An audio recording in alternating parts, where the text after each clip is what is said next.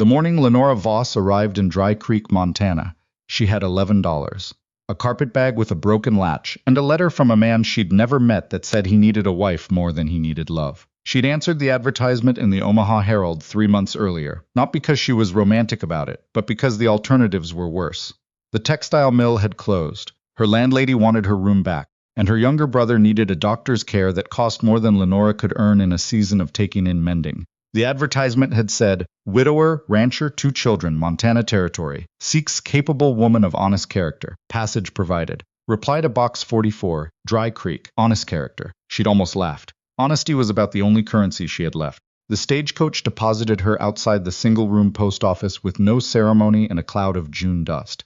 The town was smaller than she'd imagined. A main street, a livery, a general store, a saloon that needed paint, and a church that needed more. The kind of place where everyone knew what you'd eaten for breakfast before you'd finished eating it. She was reading the letter again, looking for the name Garrett Holt, Anchor Creek Ranch, 7 miles north, when she heard boots behind her.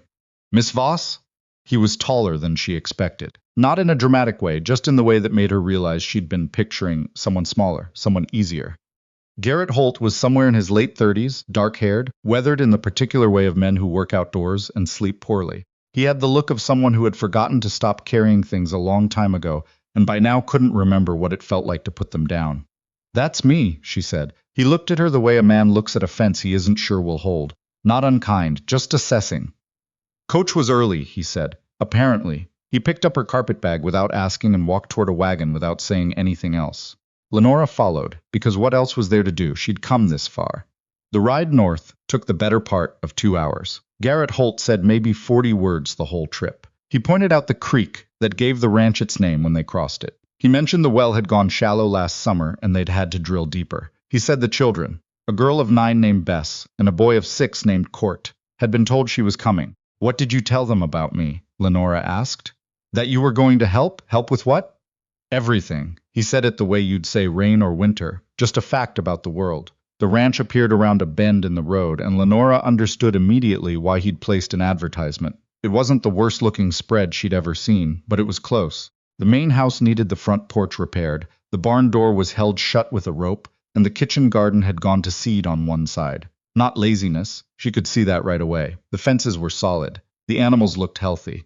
This was the neglect of a man with too many hours in the day, and not enough of them left to tend to the softer things. 2 children stood on the porch. The girl, Bess, had her father's dark eyes and the posture of someone who had learned too early to be watchful. The boy, Court, was hiding halfway behind the doorframe. "She's small," Court said, not quietly enough. "Court," Garrett said. "I am small," Lenora agreed. "It means I fit in places other people can't. That's useful on a ranch." Court came out from behind the doorframe. Not a smile exactly, but close enough. The arrangement Garrett had proposed in his letters was plain. She would keep the house, cook the meals, tend the garden, help with the children's schooling. In exchange, she'd have a room, food, and a monthly wage that would cover her brother's medical costs if she was careful. The wedding was a formality he'd said was necessary for the sake of the children and the neighbors, and that she should not read anything into it beyond that. Lenora had not read anything into it. She'd read the wage in the room and the word necessary and signed her name. The ceremony happened 3 days after she arrived, in the parlor, with the local minister and 2 neighbors as witnesses. Garrett spoke his vows the way he said most things, quietly, without decoration. Lenora said hers clearly, because she believed in honoring the thing you'd agreed to, even when the thing was strange. Afterward, the minister shook their hands and the neighbors congratulated them and left, and then it was just the 4 of them in the parlor with the cake Bess had baked by herself that was lopsided and slightly burnt, and the best thing Lenora had eaten in months. "Did you make this?" she asked. Bess nodded carefully, waiting. "It's very good." Something in the girl's shoulders came down an inch. "Mama used to make it with cardamom, but we don't have any. I'll write it on the list for town," Lenora said. "For next time." Bess looked at her then, really looked, the way children do when they're deciding something important. Lenora looked back. She didn't try to fill the space with reassurance. She just let it be what it was. The work was harder than she'd expected, and she'd expected it to be hard. Up before the children, fire started, water hauled, breakfast made. Then the day itself. Mending, preserving, garden, lessons for Bess and Court that were part arithmetic and part whatever Lenora could remember from her own schooling, which turned out to be more than she'd realized. Garrett was gone most of the day, working the cattle, repairing fence lines, doing the 100 things that kept a ranch from falling apart. He came in tired every evening and said little. She learned to read his silences.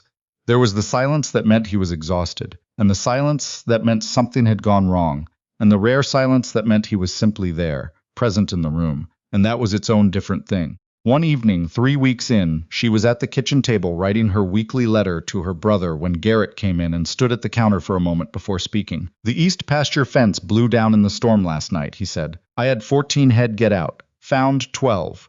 And the other 2? Tracks went toward the Henderson property. Is Henderson likely to return them?"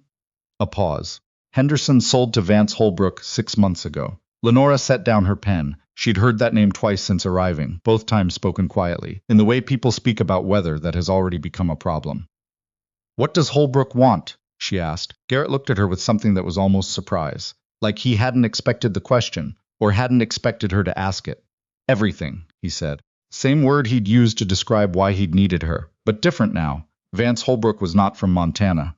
He'd come from Chicago 4 years ago with money from somewhere no one could quite identify, and a lawyer who knew more ways to read a land deed than anyone in Dry Creek had ever seen. He'd bought the Henderson place, then the Cable place, then the old Whitmore homestead, each time after the family in question had suffered some difficulty.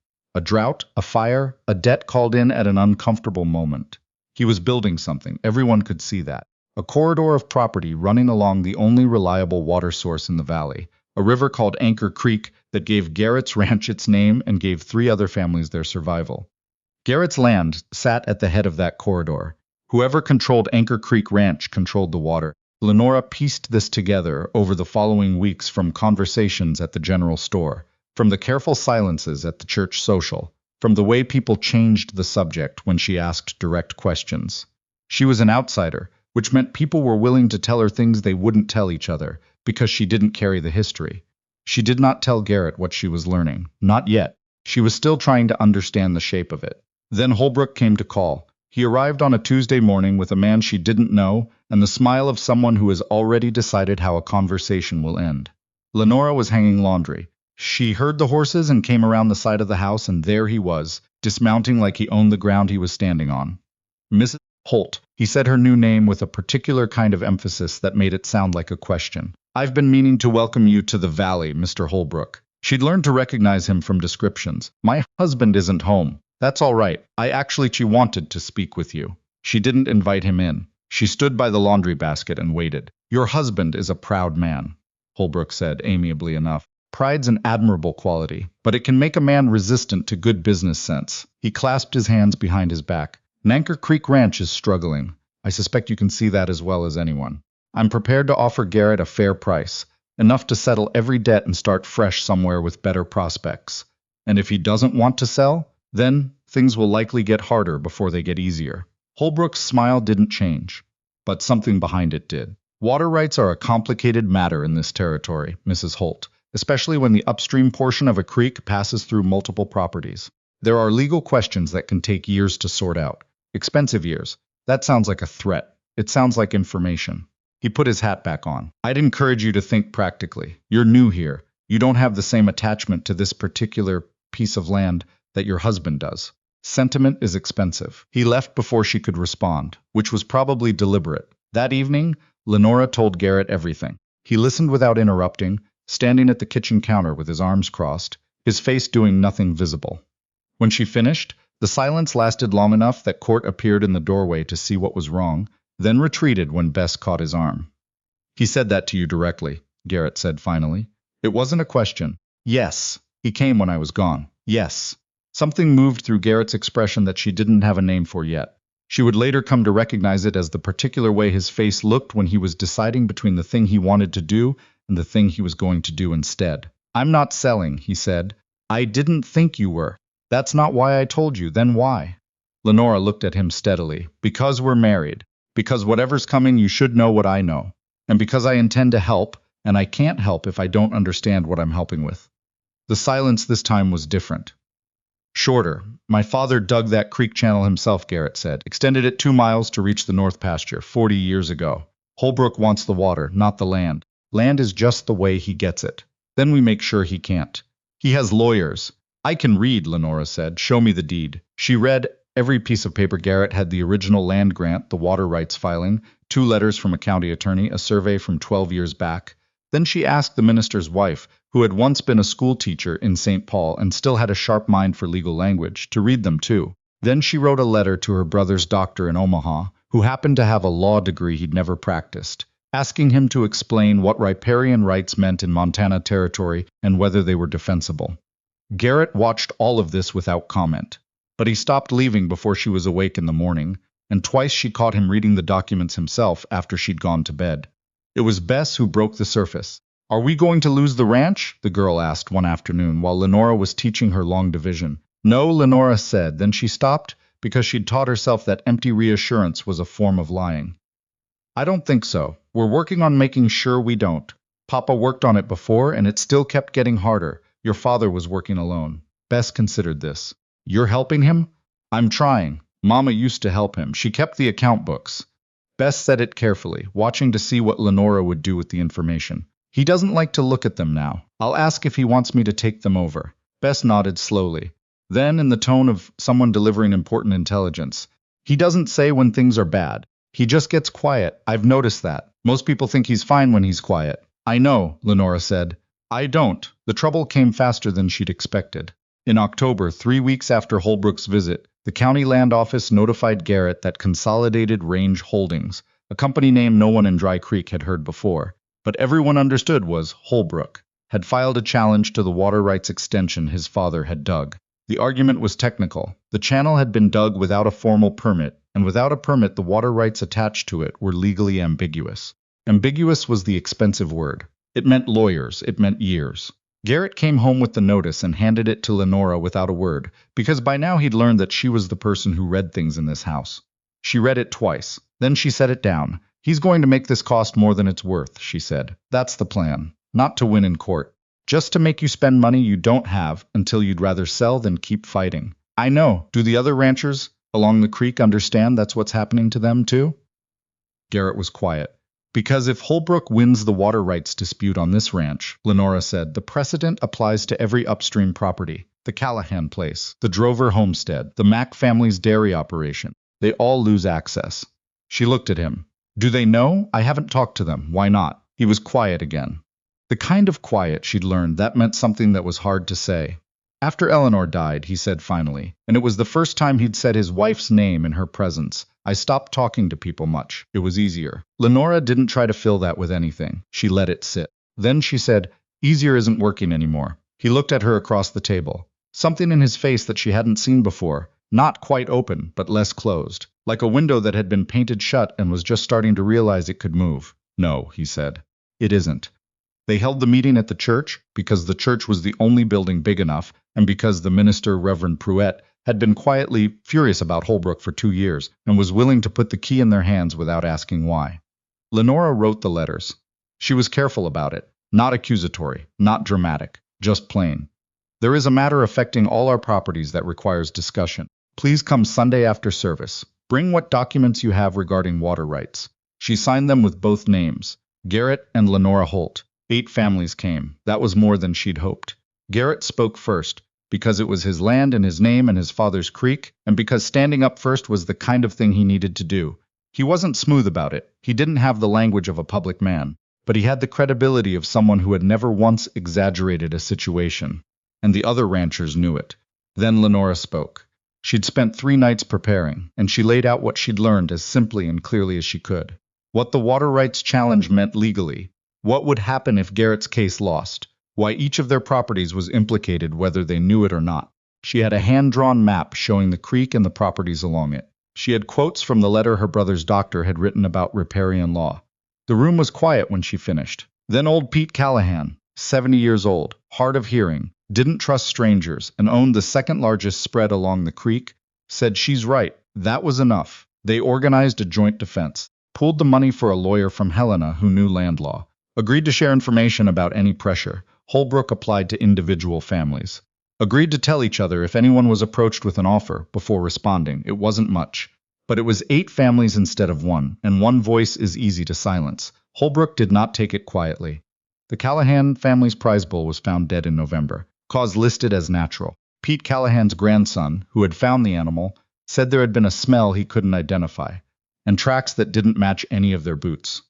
The Drover family's credit was called in by the bank in Billings, 2 years early and without notice.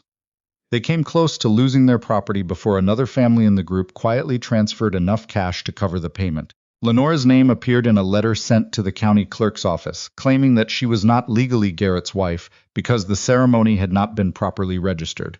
It was false. She had the certificate, but it created 3 weeks of bureaucratic confusion and cost them time and money to correct. Garrett came home with that letter and his jaw tight and that look on his face. "He's trying to destabilize you," Lenora said. "Make you angry. Make you reactive. Don't give him the reaction." "I'm not angry," he said. "You are." He set the letter down. "I'm angry that he came at you." The thing about Garrett Holt was that he meant exactly what he said, never more and never less. Lenora had come to understand this the way you come to understand the weather in a new place, slowly, through observation, through small surprises that gradually stopped being surprising. "I'm all right," she said. "I know you are. I'm still angry." She looked at him across the table and thought, this is a good man, not uncomplicated, not without damage, but good, in the way that meant he tried to be better than his worst impulses and mostly succeeded. "Then let's use it," she said. The lawyer from Helena was named Archibald Trent, and he was 55 and wore a suit that had been expensive once and looked it. He was also, underneath the suit, exactly what they needed. Someone who had spent 30 years in territorial land courts and understood that legal language was a weapon you either learned to use or got cut by. He read the water rights documents and the Consolidated Range Holdings Challenge and the original land grant, and then he sat back in the chair in Garrett's parlor and said, "They made a mistake." Lenora looked up from her notes. "What mistake?" "The water rights challenge is based on the argument that the channel extension was dug without a permit. But look at the date on the original land grant." He laid the document flat on the table. "Your father-in-law filed this in 1859. The permit requirement for irrigation channels wasn't established in Montana Territory until 1871. The channel was dug in 1861. He tapped the survey paper. Your survey confirms it. He didn't need a permit. The permit requirement didn't exist yet." Garrett was very still. "They either didn't know that," Trent continued, "or they were counting on you not knowing it. Either way, their challenge is built on a foundation that doesn't hold." He looked at them both. "This isn't just defensible. With the right judge, this is winnable." The silence in the parlor was different from Garrett's usual silences. Lighter, somehow. "What about the other families?" Lenora asked. "Can this ruling cover them as well? If we file jointly, and if we make the case that the precedent applies to all upstream water rights holders along the same creek, yes." Trent looked at her with what she was starting to recognize as professional respect. "You've been doing a great deal of the preparation on this, Mrs. Holt." "Someone had to." "Indeed." He closed his briefcase. "Your husband is a fortunate man." Garrett said nothing, but Lenora felt him look at her, and she didn't look back right away, because the moment felt like something that needed handling carefully. The case was filed in December and argued in February. Trent was right about the judge, a retired Army colonel named Hardin, who had spent 20 years in the territories and had precisely zero patience for what he called carpetbagger water grabbing, which was the phrase he used in open court, and which made the Consolidated Range Holdings attorney visibly wince. The ruling came in March. All water rights claims against Anchor Creek ranchers dismissed. The channel extension recognized as legal under 1859 standards. Consolidated Range Holdings ordered to pay court costs. Lenora heard about it by telegram because Garrett was in Helena for the final arguments, and she had stayed home with Bess and Court. The telegram was short, ruling in our favor. Coming home tomorrow. Gee, she read it 3 times. Then she went outside and stood in the March wind for a minute, looking at the property that was still theirs, at the creek that ran along the eastern pasture, at the fence Garrett had repaired himself in November with Court handing him nails and talking the entire time without stopping. Bess appeared at her elbow. "Did we win?" "Yes." Bess nodded, very seriously. Then, "Is Papa coming home?" "Tomorrow. I'm going to bake the cake again," Bess said. "And this time we have cardamom." Lenora laughed. It surprised her, the feeling of it, clean and unguarded, rising up without her deciding to let it. She had not laughed like that in a long time, and it occurred to her that she had not noticed the absence of it until it came back. Garrett came home on a Tuesday evening, which was how things kept happening in their lives. On Tuesdays, in the evening, with the particular low gold light of the Montana spring at his back. He was tired, the kind of tired that went past physical and into something else. But there was something different underneath it. Something she recognized because she'd seen the absence of it for months. Relief. Bess presented the cake immediately, before he'd even gotten his coat off. He looked at it, then at her, then he did something Lenora hadn't seen him do before in the months she'd been there. He picked his daughter up, coat still on, and held her for a moment, with his face turned toward her hair, and neither of them said anything. Court said, "I helped with the icing." "I can tell," Garrett said, setting Bess down. "There's a lot of it." "More is better," Court said, with the certainty of someone who has never once been wrong about cake. They ate at the kitchen table, all four of them, and for the first time since Lenora had arrived, the conversation went in three directions at once, and nobody managed to finish a sentence without being interrupted, and nobody minded. After the children were in bed, she and Garrett sat at the table with the last of the cake and the last of the evening. "Trent says Holbrook is going to challenge the ruling," Garrett said. "Trent says that's going to take 3 years and cost Holbrook more than the land is worth." "He said that?" "In those exact words. She had the letter. She'd read it 4 times. He's not going to win, Garrett. The precedent is set. Even if he appeals, the other families have the same protection. He'd have to fight all 8 of us simultaneously." Garrett was quiet, his good quiet, the one she'd come to recognize. "When I placed that advertisement," he said finally, "I told myself I needed someone capable, practical, someone who wouldn't—" He stopped. "Who wouldn't what?" "Who wouldn't want more than I could give." Lenora looked at him. She was a practical woman. She had signed a contract for a room and a wage and a formality of a marriage, and she'd told herself that was enough, and she'd believed it right up until she'd stopped believing it, which had happened gradually, and then all at once the way most things did. "What can you give?" she asked. Garrett looked at his hands, then at her. "I don't know how to be easy about things," he said. "I never have been. Eleanor used to say I was like a house with all the curtains drawn, warm inside, but you had to know to knock." He paused. "You knocked. You answered," she said. "Eventually. I wasn't in a hurry." He reached across the table and covered her hand with his. The same kind of gesture as the one she'd watched him make with Bess, simple and deliberate and meaning more than the motion itself. His hand was rough and warm, and she didn't pull away. "I'm not sure this is still just a business arrangement," he said. "It stopped being that a while ago," Lenora said. "I think you know that. I was trying to be honest with myself about it. How's that going?" The corner of his mouth moved. Not quite a smile, but closer than she'd seen from him before. "Not well," he said. "Spring came to Dry Creek the way spring always came to high country. Reluctantly, in fits and starts, with cold nights ambushing warm days for weeks before finally giving up. The creek ran high with snowmelt. The north pasture greened. Garrett rebuilt the front porch with Court's assistance, which meant it took twice as long and was twice as solid. Lenora started a proper school in the church on Tuesday and Thursday mornings. 3 families sent their children, then 5, then 8. By May she had 16 students and a chalkboard she'd convinced the general store to order, and a feeling she'd almost forgotten the name of, which was purpose. Garrett came to the church one Thursday and stood in the doorway, watching for a few minutes before she noticed him. He had the look of a man who has walked past a room many times and finally stopped to see what was inside. After the children left, she asked, "What did you think?" "You're good at it," he said. "I've always been good at it. I just forgot for a while." He walked in and looked at the chalkboard where she'd written out the times tables. "Court told me you've been teaching him to do sums in his head. He's fast. Faster than Bess, though don't tell her I said that." Garrett almost smiled. "She'll figure it out herself." "Yes," Lenora agreed. "She will." They stood in the church together, with the spring light coming through the windows, not talking, not needing to. The quiet between them now was easy, the kind she'd stopped expecting to find in a practical arrangement between strangers. "I want to tell you something," Garrett said. She waited. "I was wrong in the advertisement. What I put." He looked at the chalkboard instead of her, the way he sometimes did when he was saying something that cost him. "I said I needed someone capable. But I think what I needed, what the children needed, was someone who stayed, who didn't just manage things from a distance, but actually stayed. I wasn't planning on leaving. I know now." He looked at her then. "I'd like you to know it too, that this, you being here, it isn't just about what you've done for the ranch or the case or any of it. It's that when I come home now, that there's a light on. There's been a light on every night since October." He stopped, because even now he could only go so far before the words ran out. "I'm not good at saying what I mean." "You just did," Lenora said. He looked at her like he was checking whether she was sure. She was. She'd been sure for longer than she'd admitted to herself, which had been a form of self-protection she didn't need anymore. "There's a light on because I'm there," she said. "And I'm there because I want to be. Not because of the wage or the room or the advertisement. Because of Bess figuring out fractions and Court counting on his fingers when he thinks nobody's watching. And the way you fixed the barn door yourself, even though it took 3 tries. She paused. "And because of you."